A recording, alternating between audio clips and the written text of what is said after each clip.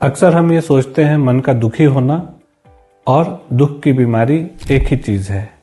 इसीलिए हम ये कहते हैं कि अरे मन दुखी है, कोई बात नहीं, लोगों से बातें करो, थोड़ा दोस्तों से बातें करो, कुछ हम बातें करेंगे उससे मन सही हो जाएगा।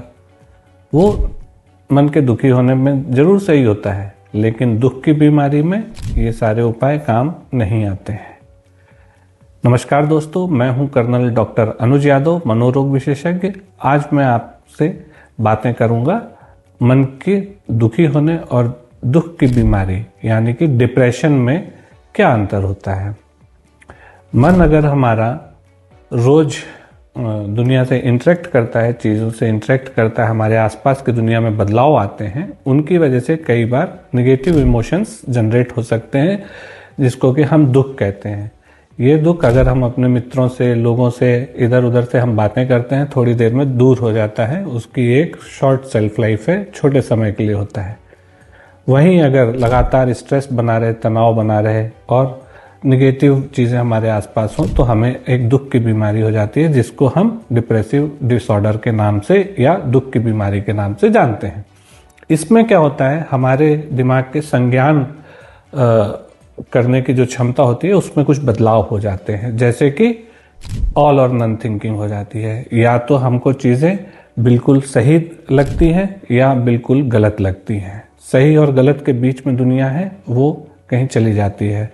उसके साथ में दूसरा क्या होता है, मन पॉजिटिव को रिजेक्ट करने लगता है, रिजेक्शन ऑफ पॉजिटिविटी होने लगती है। कुछ भी अगर अच्छा हो रहा है तो उसके ऊपर हम ध्यान नहीं देते हैं, निगेटिव की तरफ ध्यान देने लगते हैं। मन निगेटिव प्रिडिक्शन करने लगता है कि जीवन में ये बुरा हो जाएगा, जीवन में आगे कुछ भी अच्छा नहीं होगा। ये क्यों होता है? क्योंकि मन ओवर जनरलाइजेशन करने लगता है, हर चीज़ को एकदम जनरलाइज करके देखने लगता है कि अगर माँ ने मुझे कुछ उल्टा बोल दिया तो इसका मतलब है माँ मुझे नहीं चाहती है।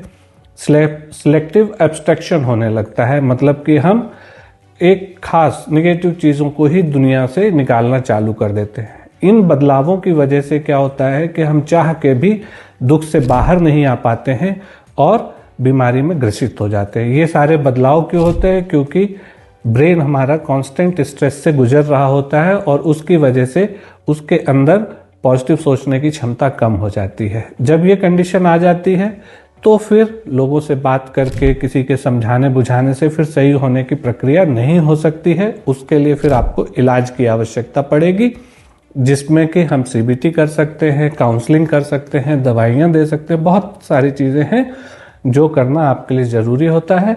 थोड़े से प्रभाव से जीवन बदल जाता है। नमस्कार।